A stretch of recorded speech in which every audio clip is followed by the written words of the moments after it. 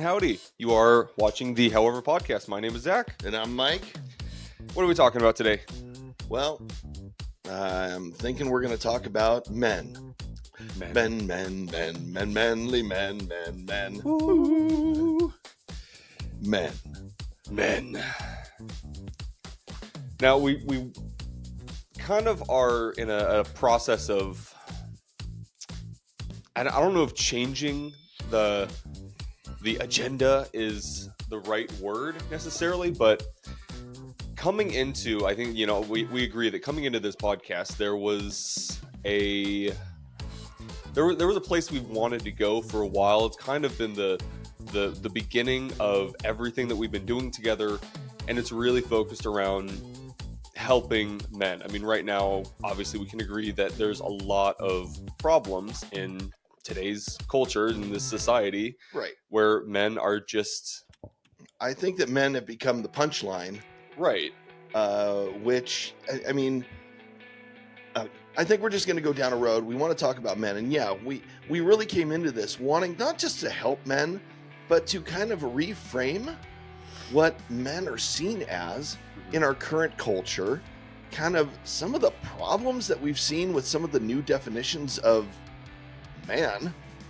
And, really, I think that we want to get back to what men were intended to be and really talk about the character of a man, a good man.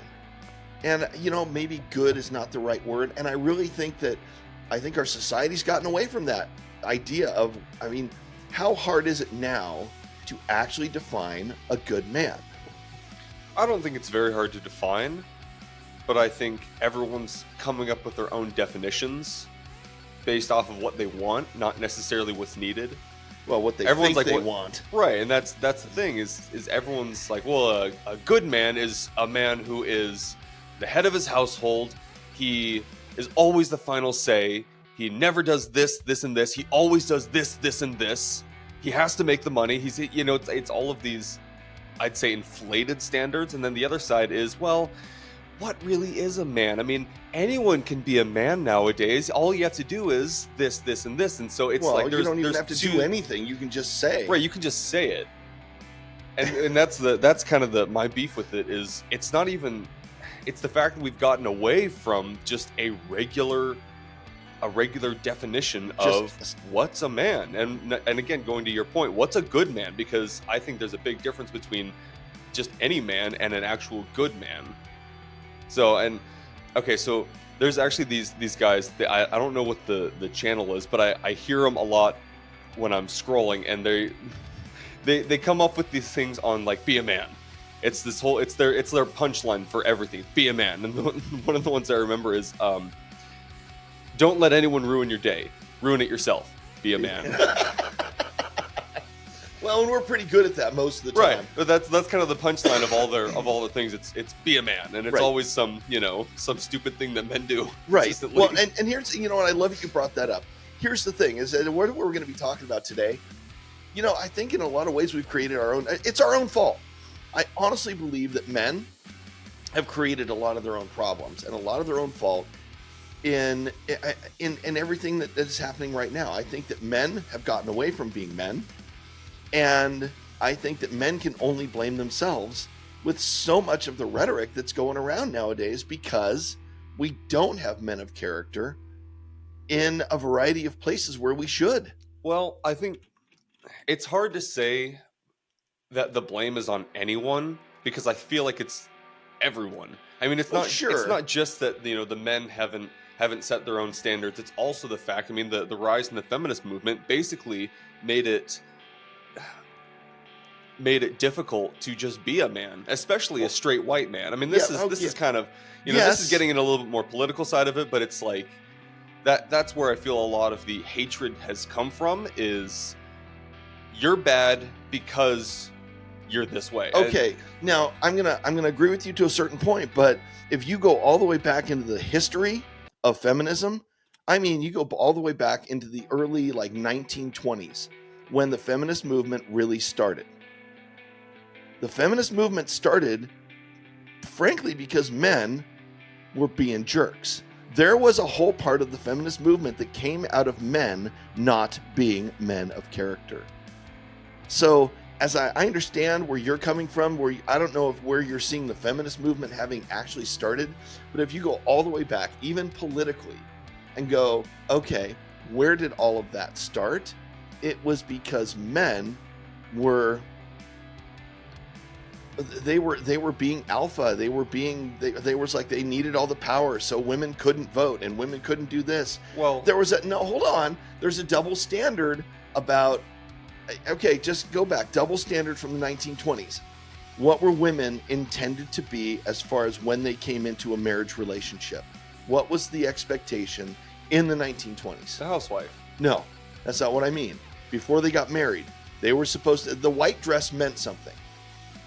They were supposed to be virgins, and a woman who slept around was considered not a person that you would marry, right? So the standard for women in the 1920s was very specifically that they were supposed to keep their sexual life at a complete abstinence.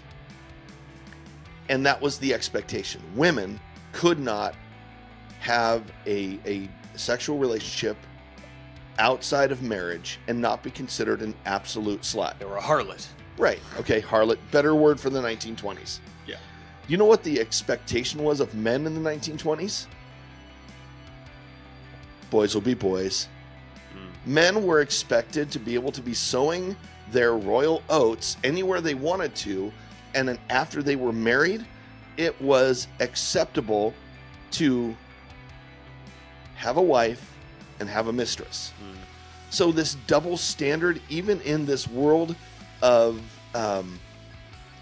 even in the 1920s, and you go all the way back to feminism, that was one of the things that was going on, was they were trying to fight this double standard that men could do whatever they wanted and women had to hold the line.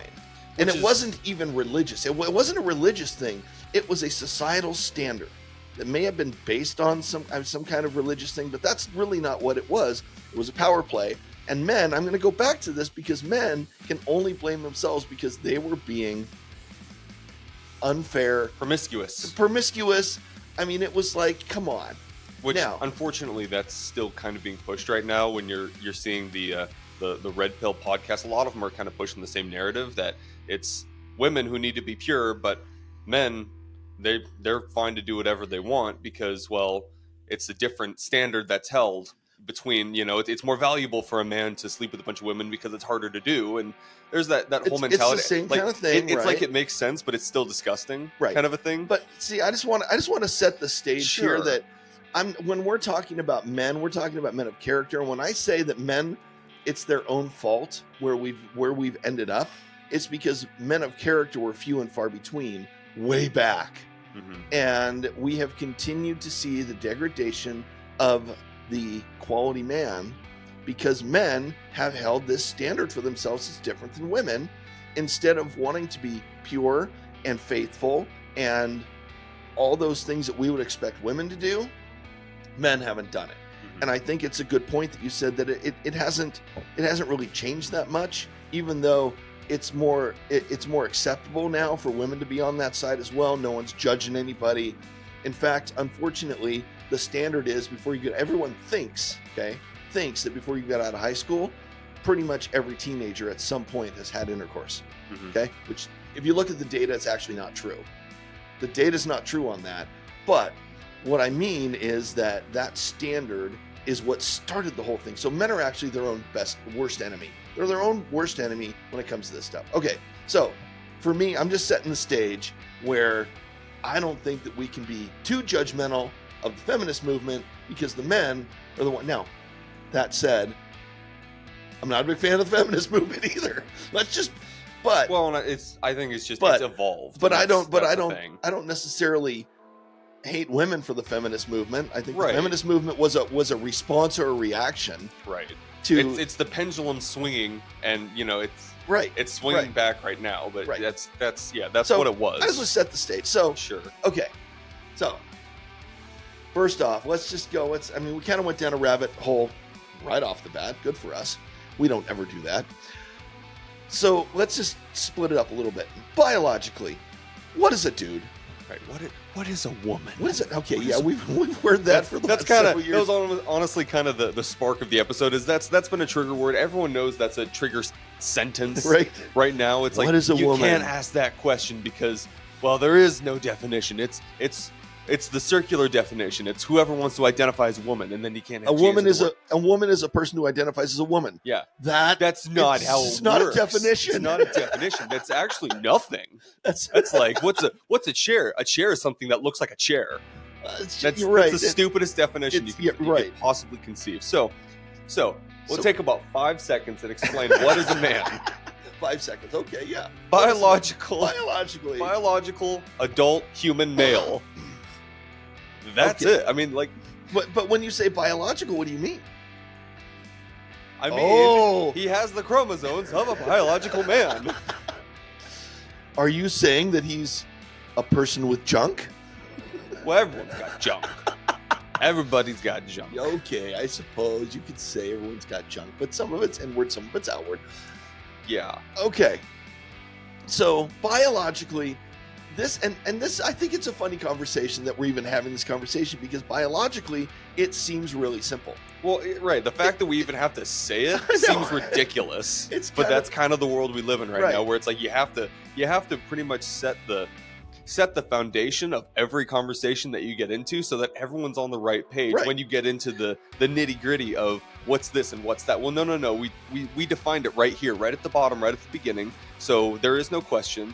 Stop trying to make up, a bunch of nonsense.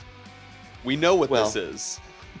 But we've been living this way for a few thousand years. I think we're good on the definition. You would think so, but I heard this morning, happened to be watching the news this morning, and there was a story about this law that's just recently been passed about it's a sexual harassment law, and it has to do with the colleges, and that you can't actually define anyone as anything otherwise. If you don't use somebody's preferred pronouns, you can be, as a professor or as a person in a college or in a workplace, you can be charged with sexual harassment. It's now a federal law, and the next conversation they're having is that this law is now pointing to the full legalization from a federal level of biologically junk men identifying as women and being in college sports legally.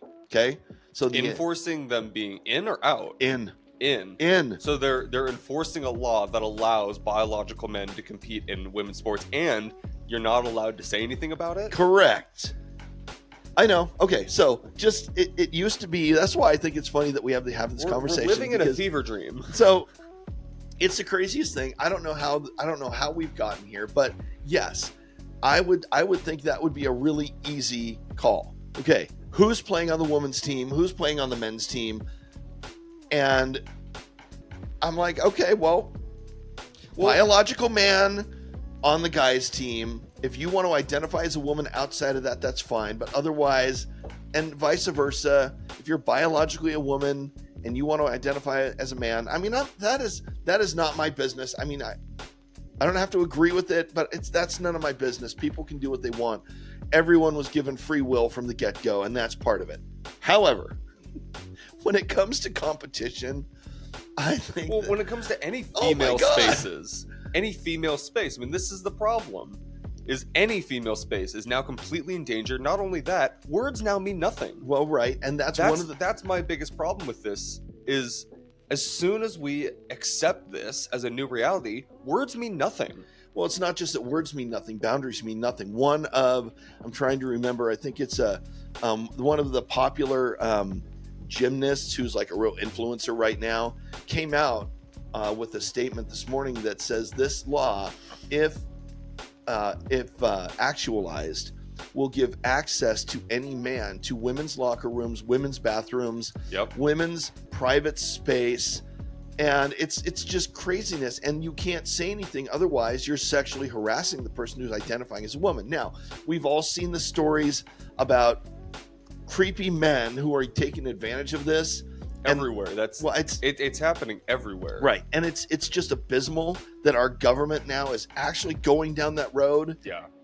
Because they think it's a good political move in an election year. I'm sorry, I think that's going to hurt them. Well, it's hurting everyone, especially. So I heard this story recently of this woman who she ended up seeing a fully appendaged man Mhm. in a wig and a dress or whatever in women's clothing in a public gym. She was at Planet Fitness. She took a photo because she was so horrified and disgusted because there were children that go into those locker rooms. And she Right. went and took it up and she showed the staff. What she was told was that her membership is banned. She was banned from Planet Fitness because she took a picture of someone in the locker room. Yeah. Nothing else was done, and this created such an outrage. Well, where I mean, Planet Fitness is now they're gonna be I'm sure they're losing. Right, they're gonna be put in the same boat as all of these other stupid ass companies who are encouraging this kind of behavior, Right. of men entering women's spaces and basically throwing out your entire audience base. Well, and you know what? Here's the funny. Okay, none of it's funny. But one of the funny things is, you listen to some of the comedians nowadays. You've got outrage about all of the men who are entering the women's locker rooms, and if a woman wanted to go in a men's locker room, we'd all be like, whatever. If you want to look at this, I don't know, whatever. Right. I mean, the men are not getting all outraged, but I think the men are kind of feeling like, whatever, I'm not in danger as a man. But there is danger, and this goes to what we're talking about here. There is danger in allowing men access like that to women's spaces, because one, it makes women uncomfortable, it makes them feel unsafe.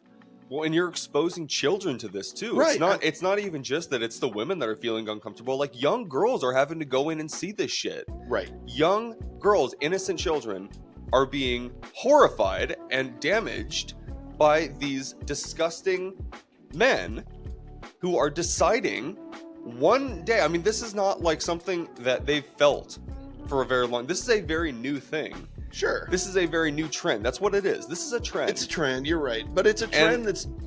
But I just don't understand how we are allowing this small minority of disgusting men to completely take over all women. I mean, you're looking at one person gets to feel comfortable while 1,000 other people feel uncomfortable, or one person feels like a winner. And right. all the women, thousands, hundreds of thousands that have been working for years will never be able to reach that. Yeah, I just saw another clip the other day of a biological male running the women's 200 meters or whatever, and obviously set the record. Right, set the record by a fucking landslide. Of course. Now, if we decide that this is okay, no woman will ever be able to reach that kind of a thing unless we then let women go on a bunch of steroids and drugs and shit. But even still, it's like, yeah, we're destroying everything that we've built because someone decided they wanted to be whatever they want. Okay, and that goes back to something we've talked about before, which is, well, we're not going to go there right now. I mean, yeah, this is a different fire. This is a different fire, but but you can kind of see how we feel about the issue. Right. Okay, so biologically, let's just define men as biological with male parts, adult male, human male chromosomes, male right person with male parts. Yes. Okay, so that's where we're going to start, because that is in question across our society. So what does society tell us a man is?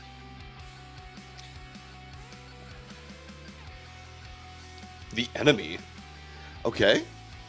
Why do you say that? Why are men the enemy? Or are we saying good men or biological men, or who's the enemy? Because, I mean, quite frankly, the small subset of men who do commit high amounts of crime, who do assault women for various reasons, who do leave women while with a child. It's a very small subset of men who are creating this stigma around all men, that all men are bad. All men should be for lack of a better word, domesticated. They should be trained. Okay. So men, from a societal view, you're saying have to be domesticated. I think that's a really good word for it. That's what it's felt like. That's what it's felt like. Okay, domesticated. Do you feel like the definition from a societal level of man has changed? I mean, when you say enemy, I start thinking about all the videos you see when somebody comes out and they are being so brave. I'm sorry, I'm so tired of that freaking word. They're being brave because they've come out and they're identifying as a woman and they're just being themselves. Because they're not the enemy. Well, and the fact is that... But are they just not men? Well, and here's the thing. I don't think a man is ever celebrated for being who he is. Unless, and this is one of those things that men have always been viewed as, obviously, the provider. They've always been viewed as...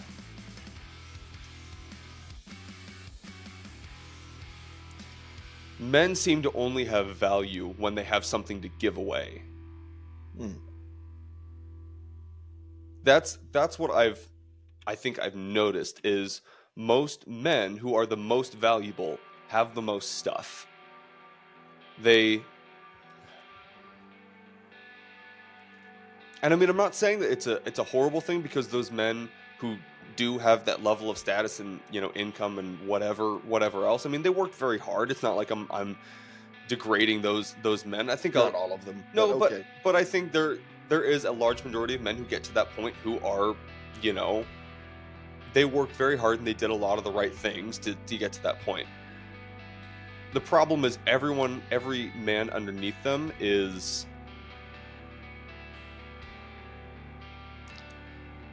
They're just viewed with less worth. Okay. So you're saying that a worthy man or a valuable man is a man who has something to give, has generous income, status, wealth. Okay. Charisma. Of value. So that's society is saying that?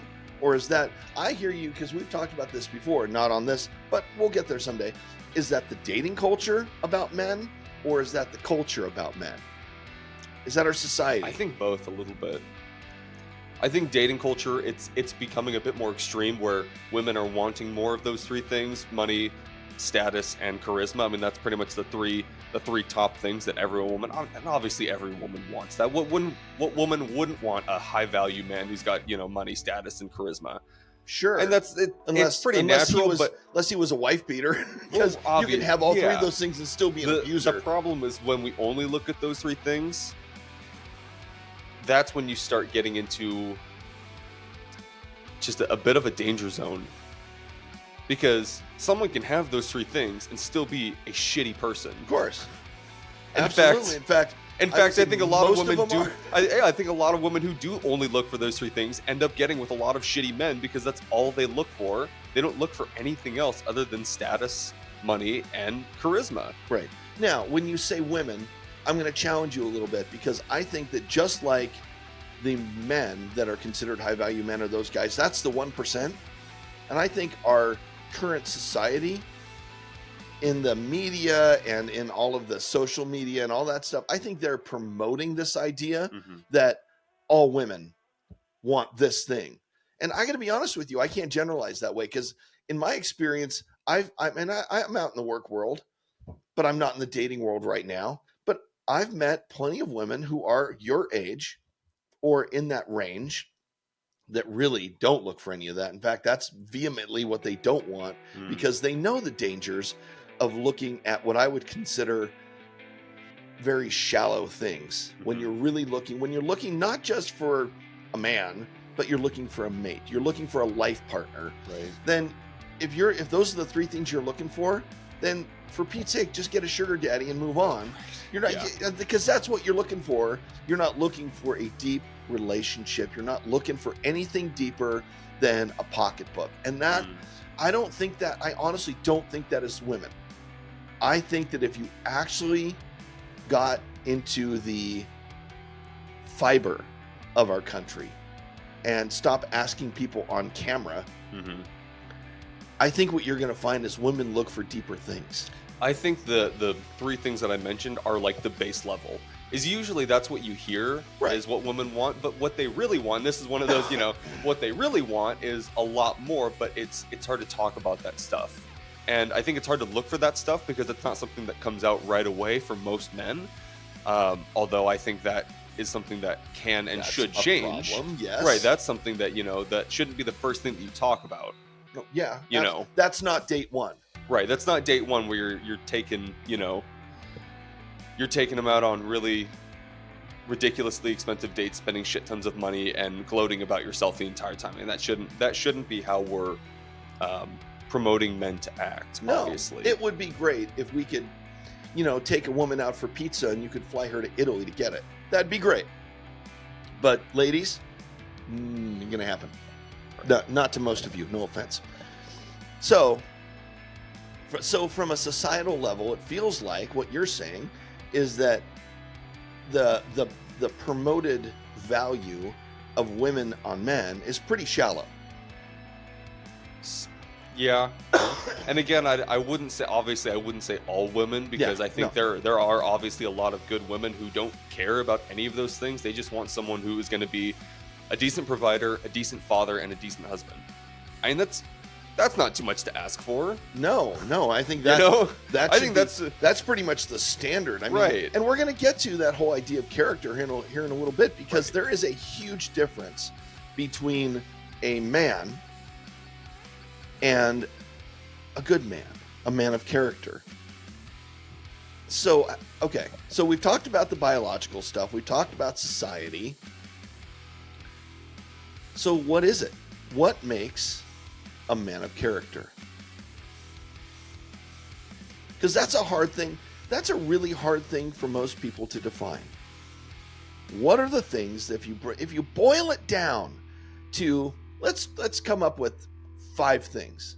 Integrity, self-discipline, awareness, emotional awareness or emotional intelligence, basically. Thank you for putting that in there. Right, emotional intelligence or awareness.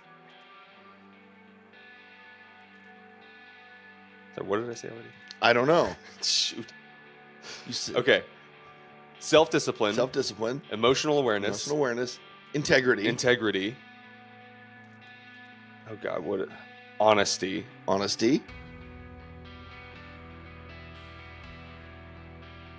Open-mindedness. All right. Where's commitment in there? I'm going to challenge you.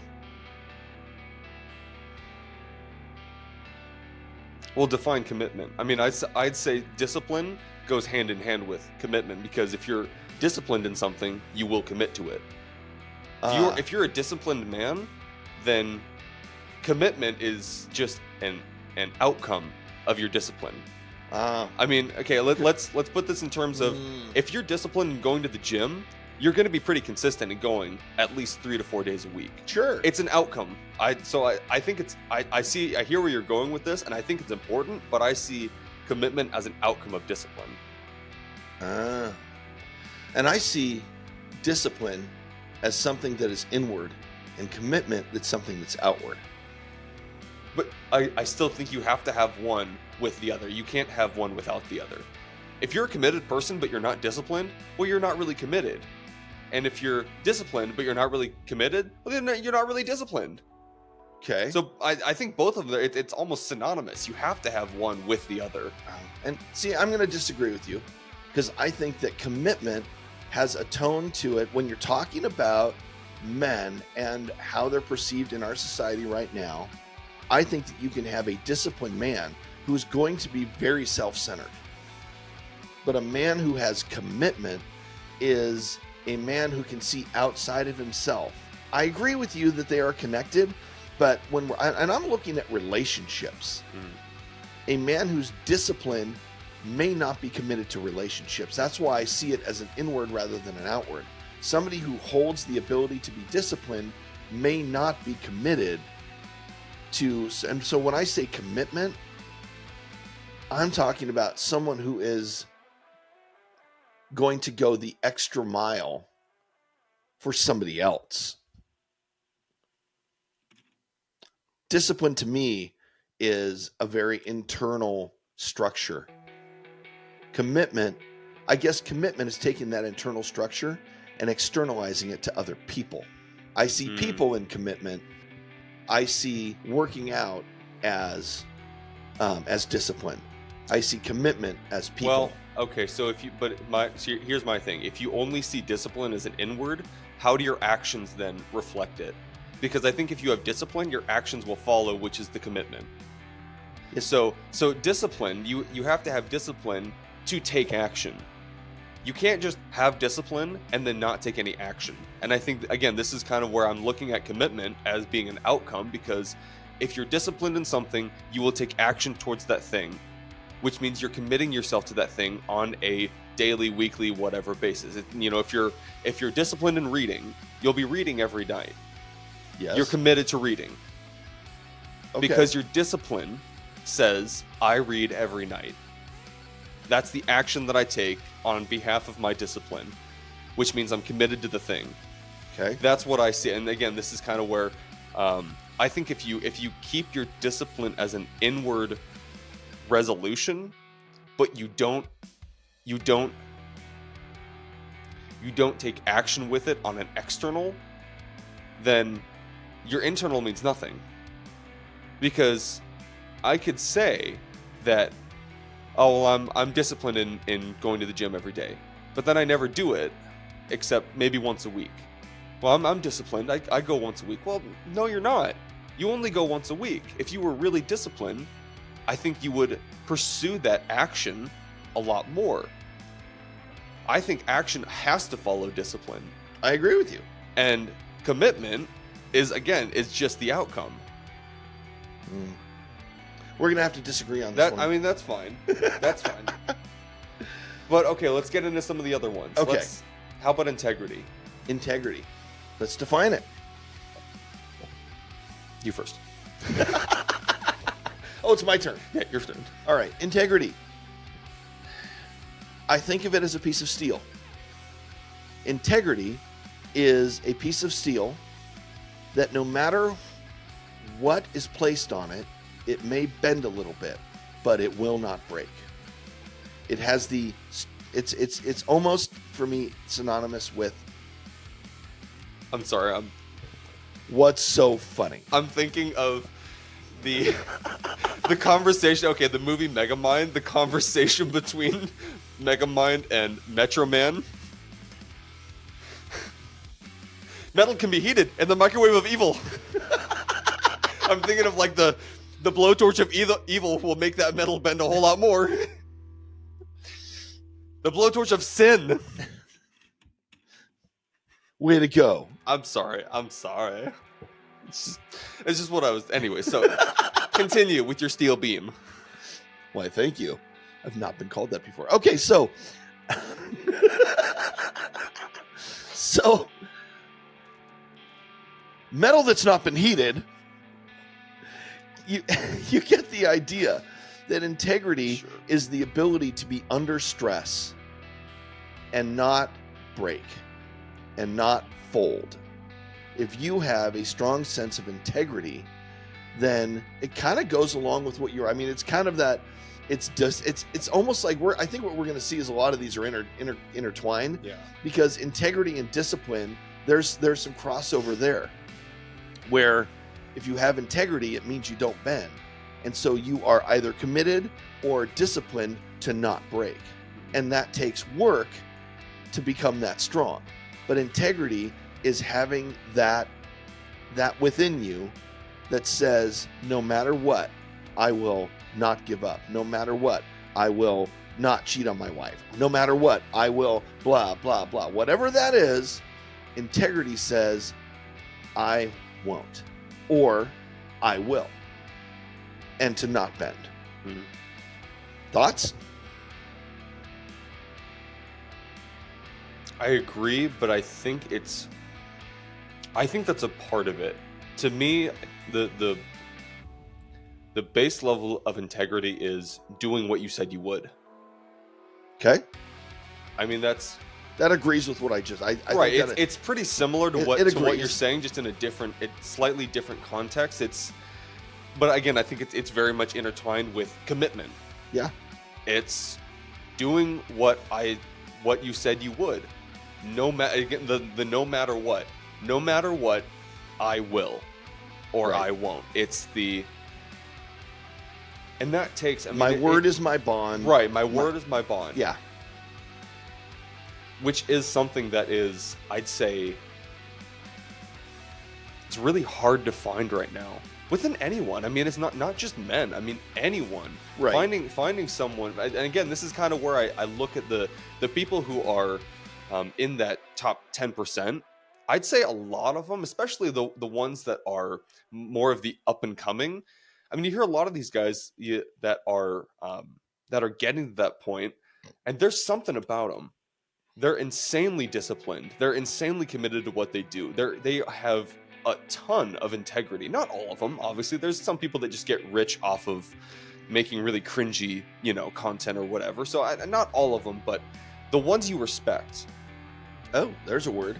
I think that's a big thing. Is the people that you respect the most are always going to be the most disciplined, the most committed, the most integritous. Integritous? I'm not sure that's a word. Integritarius.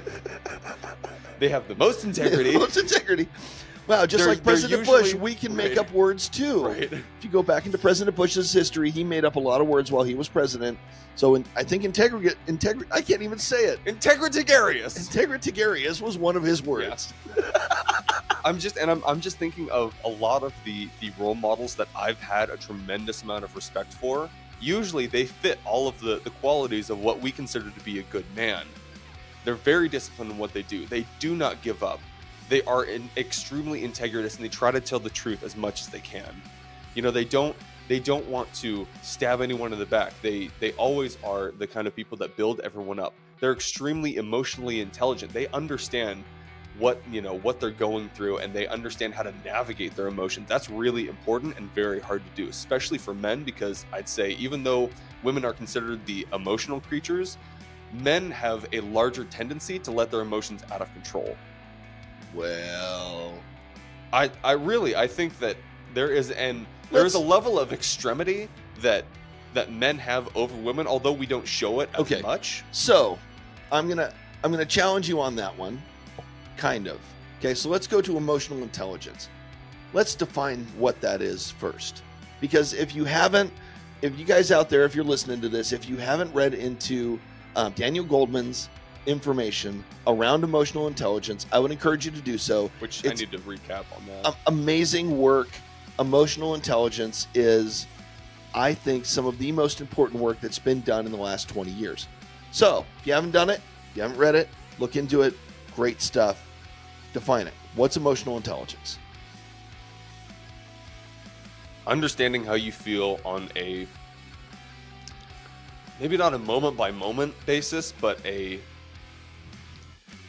it's understanding how you're feeling and then how to move forward with those emotions. Okay. Can I take your definition and expand Please, it a little bit? I mean, you'd probably be able to explain it more than me, because I'm still, I haven't actually finished the book. I'm still kind of going through it. I need to restart it and kind of start from the beginning again. Okay. But yeah.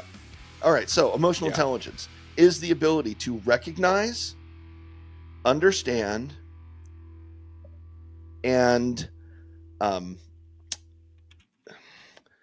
now I have to think about it. To recognize, understand, and to be able to work within and without your emotions in a comprehensive way that allows for your emotions not to be stunted, but realized, recognized, and utilized for the benefit of yourself and others around you. Okay? So emotional intelligence, and I wanted to put in that word recognize, because one of the things that men have been, and I am going to generalize men, I'm going to generalize it right now, but most men really suck at recognizing and understanding their own emotions. Now, women, I'm going to blame you for that. Zach didn't like that. You are really, we're pretty blessed to have a small audience right now. No. People are gonna hate What you. I mean by that, It's your fault is- that I'm angry. what I mean by that is one of the worst things that we've done to men forever is to not allow them to speak the language of emotion. Okay? If you think about how men were taught by their fathers and their mothers, okay? Okay, women, I was just kidding. It's not just you. It's parents in general. But if you think about the quality of men's emotions, what are the emotions that are allowed for a man to continue to be a man? Let me start with the line. There's no crying in baseball. Right. There's no crying in baseball. Right. Okay. Yeah, So- you can't necessarily convey sadness, Okay. anxiety, fear, anger. Well, yeah, You- okay. But it's one of those that they don't want you to. This is the kind of stuff that Right. they don't want okay, men to now, feel these anger things. anger is one that everyone is okay with because that's the one that well, no, not okay with. not but, okay with. But it's the one that's most understood and it's okay for because men. that's what comes out the most often when we can't convey the Right. other But- the other qualities. But when you're or talking our about other emotions. and I love that you said fear because that's one that most men, if you really get down to the anger emotion that comes out of dudes, well, anger is just a response to other emotions. well, it's not. It's yes, but fear, I would say, is the number one. Fear is the thing that men will react to Mm-hmm. that will always look like anger. It will never come out in the language of fear. Well, and again, that's why I think that, and this is something I've heard before, is that anger isn't it's not a natural response to a situation. It's a response to another feeling. Right.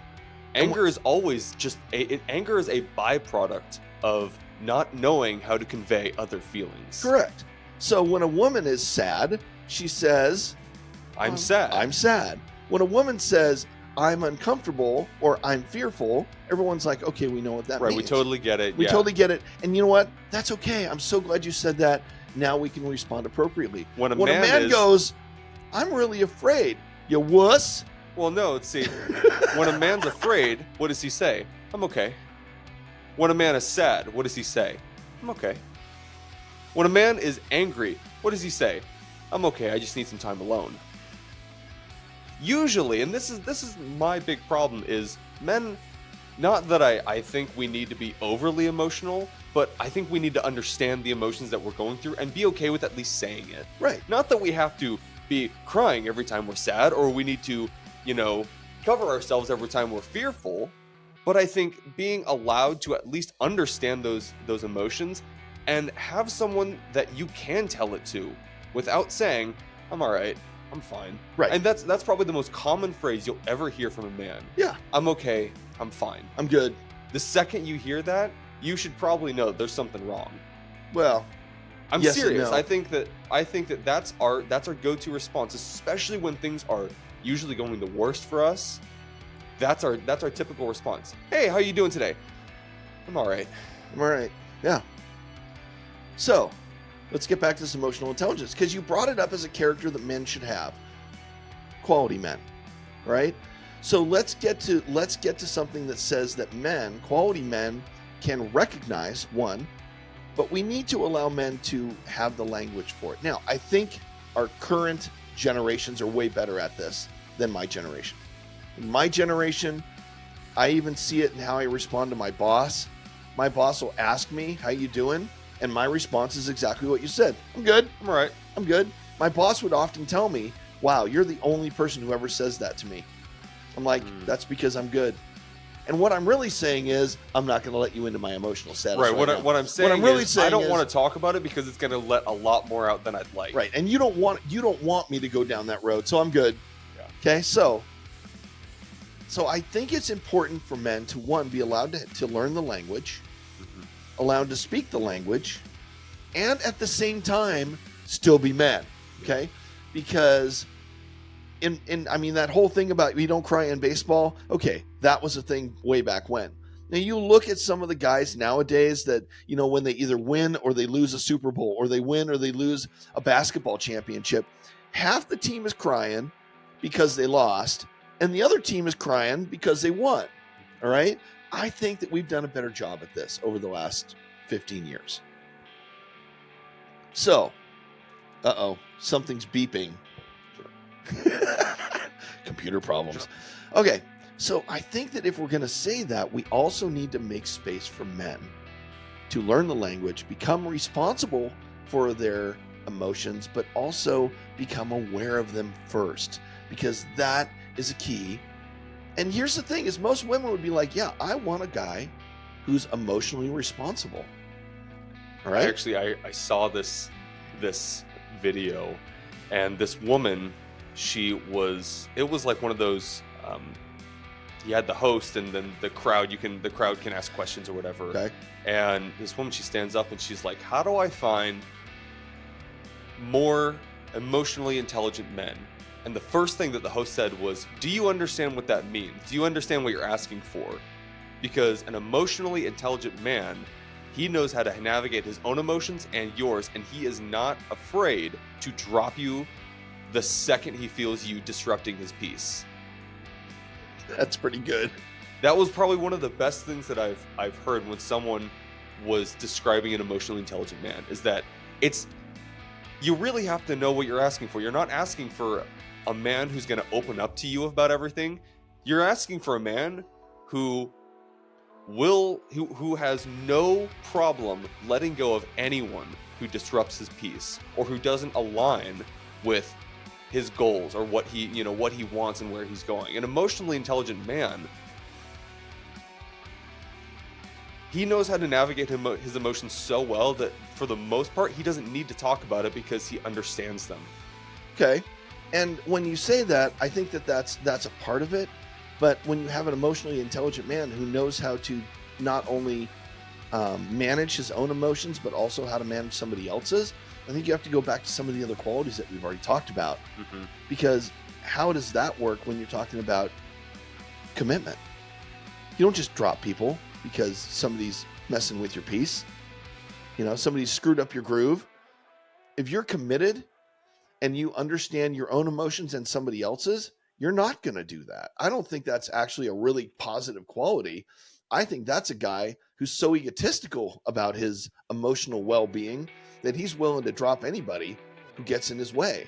I find that to be a selfish son of a bitch, personally, because I don't know that is a person that I would want to hang out with. I think if he were really emotionally intelligent, he would learn how to not drop people, because he's not going to have very good relationships if every time you harsh his mellow, that he's going to just drop you. Well, no, that's not necessarily but that's what it sounded like. That might be what it sounds like, but I don't necessarily think there's a balance between that. There's a balance to it. Obviously, I agree with you. If he's just going to drop everyone the second it happens, that's different. I think a good man who has a balanced level of emotional intelligence, he understands when there is work to be done versus this just isn't working. Right. And that's fine. And that's where and there is kind of it's a very thin point that you're tipping on, basically, between I can work with this, but I need to let you know some of my boundaries, or no, I'm not even going to try. So where does that play in to a marriage from our faith belief? You've committed to somebody. You have decided that this is a person I am going to commit to you. I stand in front of my family and God and say, this is forever. Yeah, I think that takes a lot more. I think it takes a lot more time to invest into someone. Yeah, I think there's once you make that investment, then the weight of the relationship outweighs your own pride to say this isn't working anymore. Right. I think that's where our faith should come into it, at least. Not that it always does, but I think that's where it should come into it, is there needs to be a lot more time invested into someone to know that this is someone who I am willing to commit to for the long haul. And that's where I made my mistake in my last relationship, is I didn't spend enough time with the person that I was with to get to the point where I could say, I'm willing to commit to you for the long haul. I rushed into it much too quickly, and that's why I'm not with that person anymore.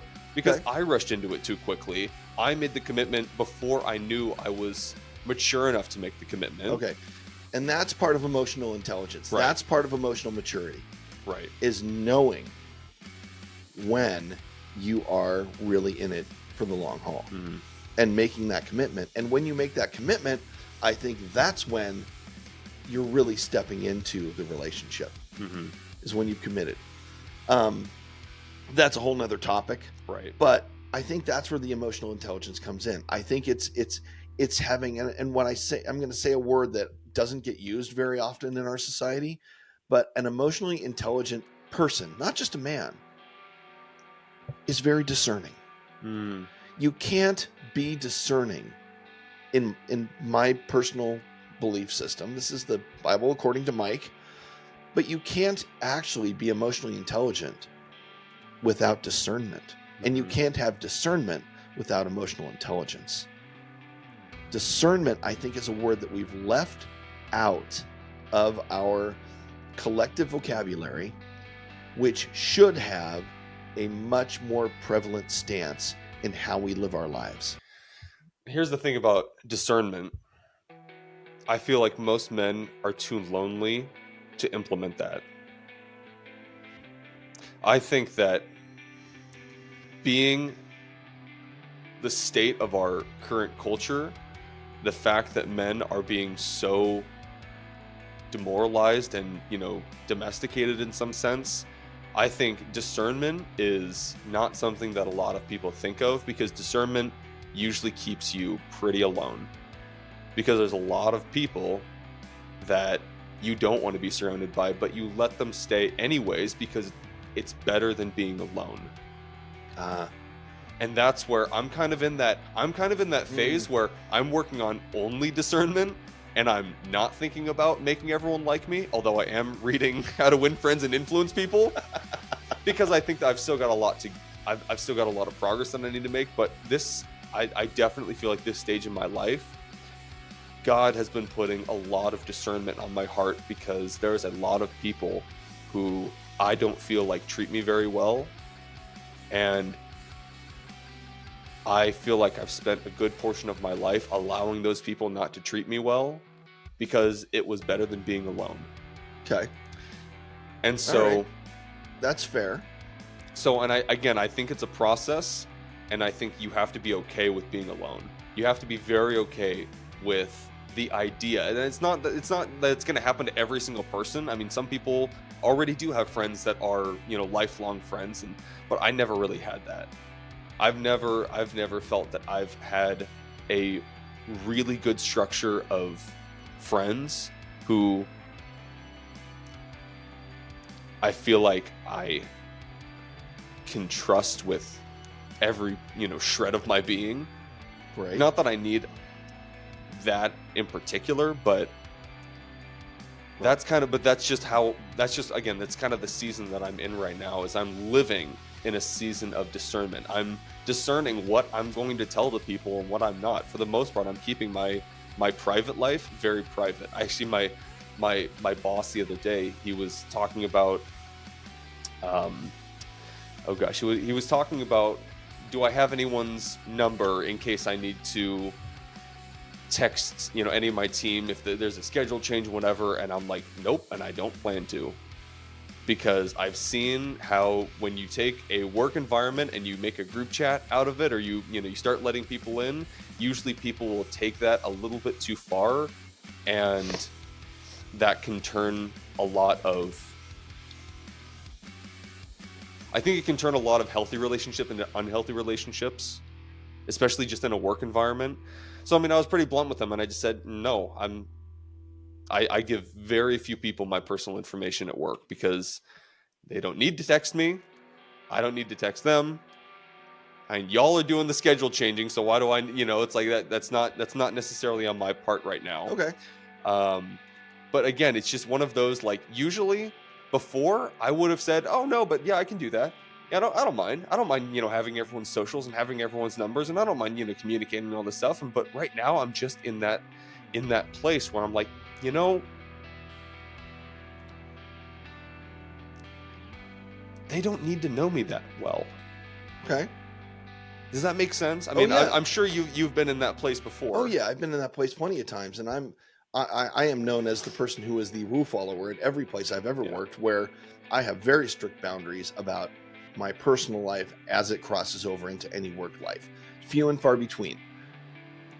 But discernment, I'm gonna challenge you to have a larger definition of discernment, because discernment goes beyond making decisions about who is let into your personal life. It also goes into who you generate relationship with, or who you allow into any of those spaces in a continuum, not just the closest. Discernment is, if I wish I had a little whiteboard that I could draw on right now. But discernment, think of discernment as if you're at the center, you and God. I'm going to put it that way, because you and God should be at the center if you're connected and you're saved and washed by the blood. So you have discernment. You have you and God in the middle, and your next outer circle are people that you trust. You have, and usually that's few and far between. If you have 3 people in that circle, 4 people in that circle throughout your life, you've done pretty well. Now, there's going to be some people out there that are going to hear me say that and go, gosh, I can't imagine that you only have 3 people in that circle. Okay, right. Let me define the rest of the circles first before you get too judgmental on that, because what I'm talking about is in that inner circle are the people that you would call at 2 o'clock in the morning when you have a crisis, and they're going to be available to you no matter what. And I'm not talking about a quid pro quo. I'm talking about somebody who you trust. Those are the ride and die people. Yeah. Yeah. Those are the people that are going to answer the phone and be there regardless. Okay? You got 2 or 3 of those throughout your life. You're doing pretty good. Outside of that, you have the people that you can call that will, most of the time, they'd lend you $20 if you asked them. Well, no, I mean, even closer than that. Those are the people that you're going to call for emotional support, and most of the time they're going to pick up the phone and they're going to be supportive for you. You go outside of that, then you've got the people that you're close to that, you're going to call, but it's periodic. And then you've got the people on the outside ring that are your acquaintances that you hang out with. That is the discernment I'm talking about in relationships, is knowing at which level each of those people are at, understanding those levels. I call them spheres of influence. When you have those spheres of influence, and it's influence both ways. When I talk about spheres of influence, that's why God's in the center with us. He should be our sphere of influence center. But outside of that, you have people that you trust at different levels. We had a pastor a long time ago who called it that with each person you have a levometer, which is your levometer is the other word for it. And there's people that are going to be high on the levometer, and there's going to be people that are low on the levometer. Everybody gets love because that's kind of our call, but not everybody gets the same level of love because there's a trust relationship involved. And so you have these spheres of influence, and discerning means knowing who those people are, understanding how they move back and forth through the circles, because someone who's really close could move to a circle outside of that center circle because they have life situations that are going on that don't allow them to be the people that are closest. So discernment means you're knowing, you're seeing, you're actively involved with understanding what that looks like in relationships, and discerning when and how to speak to both keep you emotionally safe. This goes back to emotional intelligence, and it also actually has a lot to do with wisdom. Just going through it enough, gaining some wisdom about understanding how those relationships and how the ebb and flow of those relationships work. I have had people in that inner circle who have moved all the way to the outside, and vice versa at different times in my life. So I think that's one of those things that we as a man, okay, I'm going to go back to this whole idea of what is a man. I think a man needs to be discerning. So here I want to take this back just because this is what I've seen via the internet, via trends. First and foremost, there's an absolute mental health crisis with men right now. Oh yeah. And that, for the most part, I see stems from that circle. Okay, so for most men, you've got that inner circle. Is that empty? That's empty. Okay. What about my next circle? Oh, shit, that's empty too. Right. What about this one? Okay, I gotta have. Now there's 2 people. They'd lend me $20. Can't really talk to them though. That's what I feel most men are going through. So I completely agree that that's the ideal, is having 1 or 2, maybe 3 people on that inside, a couple people on the outside, and then a few more on the on the very outside, and having Sure. and the larger that sphere grows, the more you should have basically on the outside to then turn into acquaintances on Right. the very outside, all that kind of stuff. Exactly. The problem is most men don't even have the opportunity to have those people, or they don't know where to find those people. Okay. And that's the thing. Now you're getting to something. And this is from my experience. Again, given the season that I'm in, I took those first couple circles, I poured oil in them, and then I put a Q-tip with soap right in the middle. I've pretty much exhausted every person other than you. I mean, I'd say you and Mom are the only people that I keep that close. Mostly because, again, my discernment tells me the people that were in here, they've used a lot of that stuff that I've told them against me. Okay. I don't like that very much. So soap. So discernment. Oil. Discernment. Understanding who's going to do that to you. Understand who's not going to. Okay, and I'm going to go back to something that we've talked about a lot over the last few weeks. It's a simple theory. No one ever said it'd be easy. Right. What we're talking about right now for men to do is hard. It takes vulnerability. It takes vulnerability. It takes work. It takes time. It means you have to actively put yourself in places where you could get where you start creating the outside circles, so people know you at least from a tangential level, that then have the opportunity to move within, so that you end up with some of those relationships down the road. But if you never ever take yourself out into larger groups and let yourself be known, whatever those groups are, because and I think you're right. I think it's hard to find those groups. So where do guys go? Well, they go to the bar on Friday night, right, and that's where they make their friends. I'm sorry, I don't think those are the people that are going to end up in your inner circle. Right. Those are the kind of relationships you look around, and those same people are still sitting in the bar 35 years later, and those same people are sitting with them. That doesn't mean they're any closer. That just means that they know each other from the bar. All right. So where do men go? Where do they go? Okay. This is not easy. It's really hard. You actually have to go find groups. If you like to run, go join a running group. Run with people. If you like to bowl like we do, join a league. If you just want to hang out with dudes, there are groups that you can go to. If you're part of a church, I I was going to say, part of a men's group. Let's be honest. If you want to go and find good quality men, how about you start in the church? Well, even if it's not the quintessential environment for you, maybe you're not religious, maybe you're not that, but there's some good dudes. Maybe you don't have to be to start out. Maybe you just have to go and meet a few people. And if you hear something that you might agree with, think about it. And this is where the open-mindedness comes in. That's one of the other qualities that I talked about, because any good man, I think, isn't going to close himself off to being wrong. I think the best men, the most respectable men, have been so okay with being wrong that they chase failure so that they have the opportunity to be wrong again. Because as soon as you find out you're wrong, you then have the opportunity to be right. Well, failure is the best educator. Right. And so that's always has been, always will be. And this is where, okay, now we're talking about, now you have to let go of a lot of your pride, which again is a very masculine trait. You have to let go of your pride so that you can be okay with being wrong. Isn't it interesting that pride wasn't one of our characteristics that we talked about as a good man?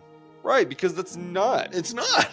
That's actually the worst thing that you can be. If you're, again, I've dealt with this. I know that you've dealt with this. It's a very real, really very hard. Common problem, is that none of us want to sacrifice our pride even if it means there might be something better on the other side. But the second you sacrifice your pride, you think that you're giving up your manhood, because that's what I think society has tied together. A real man is a prideful man. Yeah. He doesn't back down for anything. No, you're just a fucking asshole. Seriously, the most prideful men are the biggest assholes. One of our favorite shows that we watch, that Mom and I, and you know this, is NCIS, okay? Mm-hmm. And there's a character named Gibbs, and he has a list of rules. You know what his first rule is? Don't be an asshole. No, actually, that's not a rule. That's got to be in like top 5. Not in there. Gotta be there. It's a regular TV show. They don't put that stuff in there. His first rule is you don't say you're sorry, because it's a sign of weakness. That's the one. I mean, I actually really think that Gibbs rules are actually pretty good. If you've ever looked at the Gibbs rules online, go look at them. They're fun to watch, or they're fun to look at. And a lot of them are really good. But that one's bad. That one's bad. You know what? A good man is going to say he's sorry, especially when he's wrong. I actually, I just finished the chapter in How to Win Friends and Influence People. One of the chapters is, if you're wrong, admit it right away. And actually admit it before someone confronts you with it. Basically, you're beating them to the punch, and you're saying, hey, I messed up on this. It was a really, really dumb mistake. I should have known better. It won't happen again. You say that before they even come to you and say, hey, we saw that this happened. And you admit your fault right away. And because you're getting ahead of the person, and you are okay with the fact that, yeah, you know what, I messed up. That's fine. Yeah. People respect that a lot more. Well, and what's funny is if you don't know how to let go of that stuff and be wrong, how do you think somebody else is going to forgive you? Right. I mean, if you can't actually say I'm wrong or I was wrong, there is a level of forgiveness that people give you, but you also have to forgive yourself. And if you never admit your wrongness, how are you ever going to do that? Yeah. Okay, so we've come up with several really good characteristics. Okay?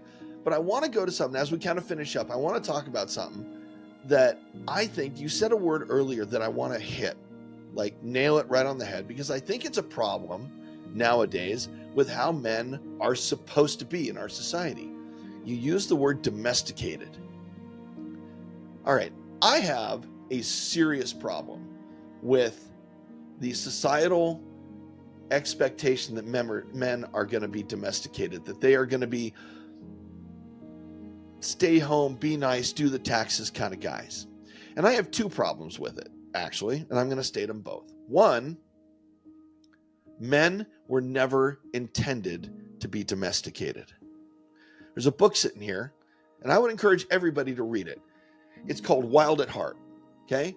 The book talks about how men, right from the get-go, have always had a sense of adventure. There is something in us that we have to have a war to win. We have to have an enemy to fight. There is something in us that wants to save the damsel in distress.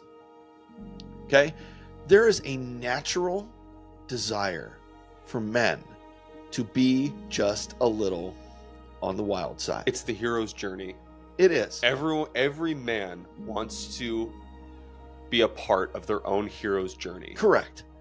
So when you domesticate a man, here's what happens when a man gets domesticated. And I'm going to start with the other problem I have with this. When I was in college, do you know what the worst thing in the world was to hear a girl say to you? You're such a nice guy. Oh, you're such a nice guy. You're such a okay. That is the biggest stab to the heart. Oh, it was like okay. I know. I hate that phrase so much because one, that tells you that you are not relationship material. Yes. They think you are soft. I seriously, when they say you're such a nice guy, that means, oh, you'd never hurt anyone. You're such a sweetheart. You're like a brother to me. Yeah. It means, it's the kiss of death. Right. When you're talking about the immediate friend zone. It's the I think you're kind of soft. It's the I'd never recommend you to any of my friends. Okay. It's this whole idea of you're basically my new girlfriend. Yep. You're the safest person. Right. You're the safest for me person to talk to my boyfriend about. Exactly. Okay. I'm going to tell you about every guy that I sleep with. So here's the thing. is that when you domesticate a guy, all right, you're making them into the nice guy that you didn't want Well, when you were in high school. or you're turning them into the tyrant. Or okay, so here's the problem I have with it is that when women say that you're such a nice guy, and it's a kiss of death to the nice guys, what they're really saying is you're not quite dangerous enough for me. Mm-hmm. Because, and I know I'm going to get some crap for this, but most women will choose a guy because it's just a little bit of an adventure. It's like there's something mysterious. The more mysterious, the better. So when I was in college, I changed my entire persona between my sophomore and my junior year in college. Now, I had several things happen at that time that caused a shift in my personality. Okay. I went from being the nice guy to being the persona of now. Here's the thing. I was still a pretty nice guy, but I started wearing rock star boots. I started wearing leather jackets. I grew my hair out. I got piercings. I actually got off the plane at the end of my sophomore year. I was being picked up by my mother, and she saw the length of my hair and the dangly cross in my ear. And she goes, "Oh my God, who turned you into Satan?" Literally, that's what my mother said to me. And then she hugged me and let it go. But what she said was, "Wow, you look a little dangerous." Okay. Now, why did I do that? Because I was freaking tired of being the nice guy. And what I can tell you is that my social life with women kind of increased by about 200% because I started looking like I was a little bit different. I was a little bit dangerous. And I got out of college. I started riding motorcycles. I drove cars that had no doors, no tops, loud music, and were just beat to hell. I looked like I was not a nice guy. But what I can tell you is that during that time in my life, I had more women chasing me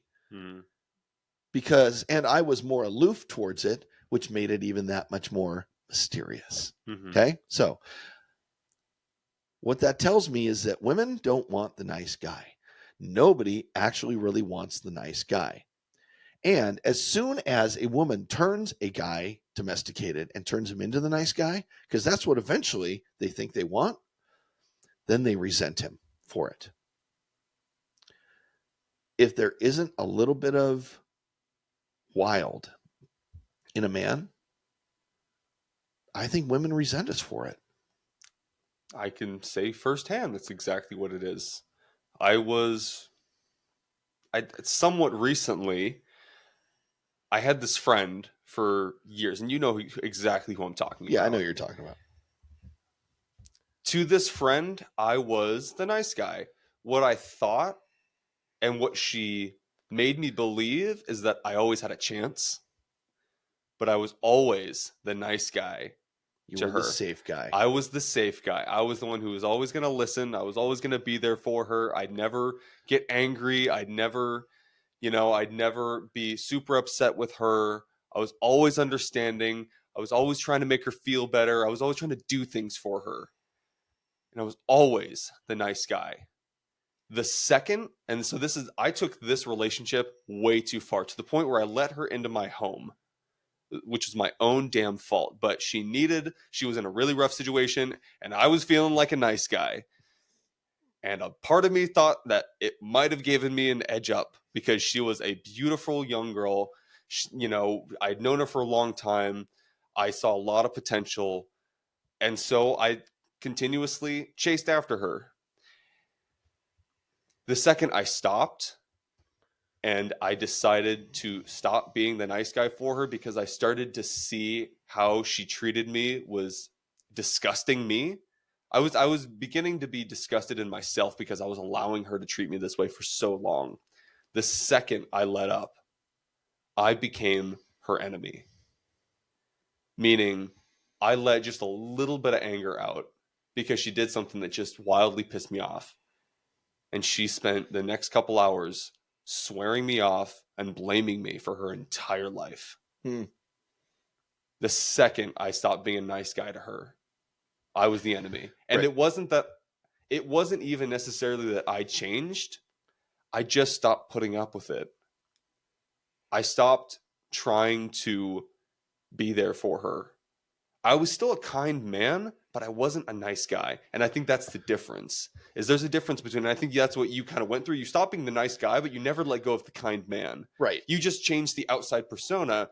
And so everything that you did for other women in your life when you were the nice guy, it was the same behavior. Yeah. You just stopped I just trying so hard. Right. I just looked like it was a little different. Right, but There was some mystery there. your attitude as a good man, as a kind man, never actually changed. No.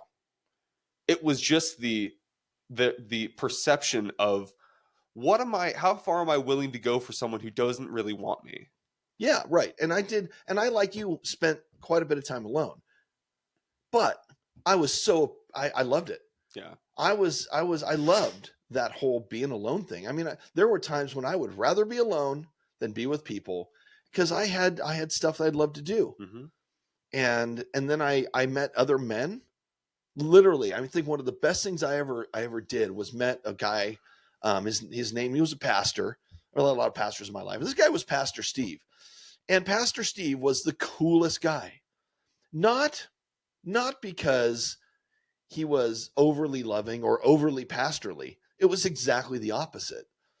He was the first pastor that swore around me. Okay. Now, I'm not saying the pastor should be swearing from the pulpit. Don't get me wrong. But It's it's not where kinda we're funny. going. But it was the first guy who was like a dude around me. Mhm. And he was one of the most encouraging spiritual men I've ever met. Mhm. But and since that time, I've met several pastors that were so real, and they were just real guys that rode Harleys and were okay with having a glass of whiskey at the end of the night. And it was like, I was like, wow, okay, so they were men. Well, and they were so secure, not only in themselves, but probably in their faith, in their Yes. faith with God, that they didn't have to push any kind of persona on anyone. Well, They yeah. just wanted to be who they were, and they wanted to be in good relationship with God, and that was it. They were other than that, they were okay being dudes. Right. They didn't have to convince anyone of anything. And they had discernment. And this is what I think Yeah. about discernment, is that they knew that I was a safe person to do that stuff around. Right. Because they could see that my heart was in the same place, Mhm. that my relationship with God was intact and strong. So, when Pastor Steve looked at me and goes, dude, you're total Billy badass. He knew it was okay to say it to me because he knew my heart. Mhm. Okay. Pastor Steve, if you're ever going to see this one, you the man, because he taught me a lot about being a dude. And so I say all that, okay, because I think we're like beyond our time. We're way over well time. beyond our time. That's fine. This is we're probably going to be coming to this kind of stuff a lot. This is what I was saying in the beginning is this is a real big part of who we are. This is a real thorn that we're trying to dig out of society. This is something that everything that we're going to be doing in the future is going to have some correlation. I mean, all the stuff that we've already talked about, a lot of it, is obviously going back to character, and we really have a heart for men right now. I think we can both agree. Again, there's a huge mental health crisis. There's a huge crisis in terms of good quality men, and it's not even something that we share. I mean, it's something that every time I talk about it, everyone agrees that, like, oh my God, you're so right. Like, it's just one of those. Let's bring back the good man. It's like a breath of fresh air that everyone's like, oh my God, thank God, someone's talking about it. Yeah. And that's what we want. That's what a big part of this podcast is probably going to start turning into. Is I think that the way that we're going, this is where our heart really lies. Obviously, we love talking about random shit that's on the internet now or whatever, whatever's happening around the world. Fun, there's always going to be something fun about it. However, there is a real need right now for good quality men. And if nothing else, that's the message we're trying to convey is we want character. Yeah. And I think one of the things that we want to say, I was going to look at the camera for a second. One of the things we want to say to you guys out there is it's okay to be a man.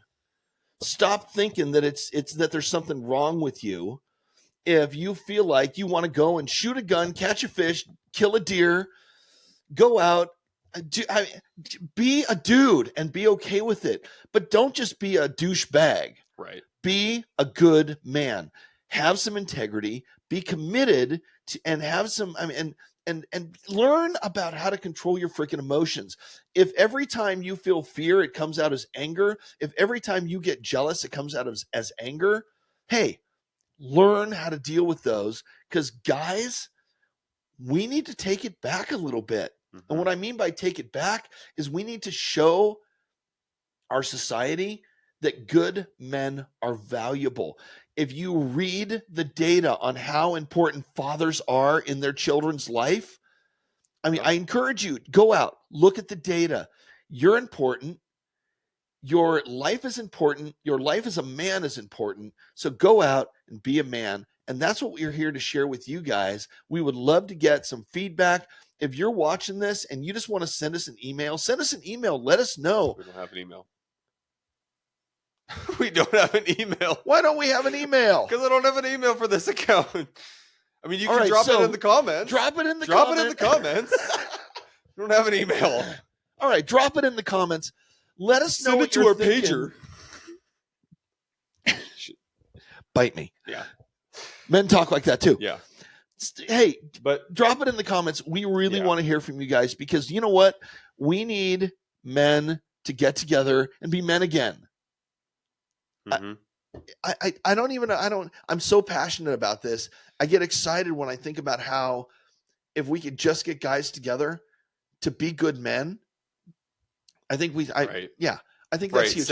Setting high standards, being okay with your own boundaries, being integritous, doing There's a word again. I know, integritous. It's a word now. It's definitely, I swear to God, it's integritous. But doing what you said you would, committing to something that is worth committing to, being disciplined enough to put yourself in a position where it's do or die. I mean, literally, I think that is such a drive for being a man, is having something that is so purposeful. Yeah. That is so not just that it's worthy of praise, but it's worthy of respect. It's worthy of being called a hero. Yeah. Yes. Having that kind of a vision, that kind of a goal, that kind of a dream, that kind of a purpose, which is really what I want to be focusing on and help men with, is you absolutely have a purpose. You absolutely have a purpose. Every man does.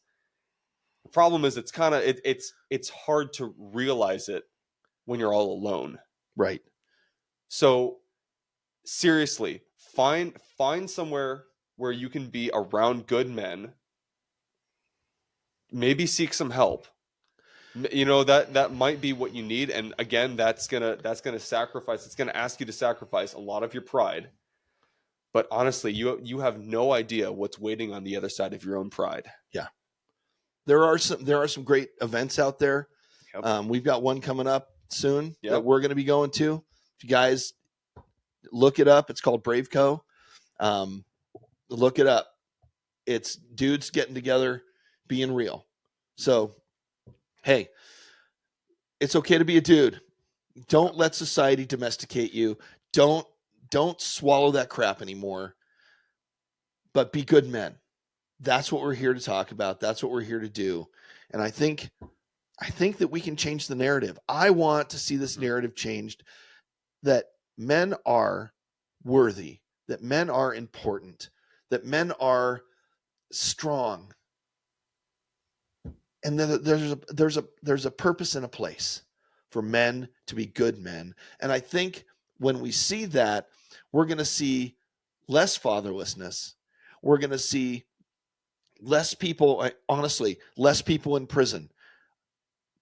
I think the percentage is 80% of men who are currently incarcerated came from fatherless homes. Yep. It's unfreaking believable. So know that you're important.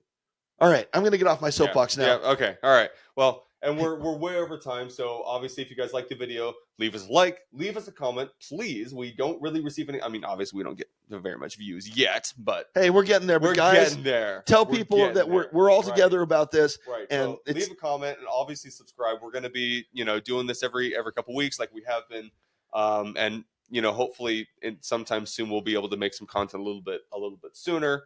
We'll see what happens, but yeah, we hope you guys enjoyed, and we'll see you next time. All right, bye. bye.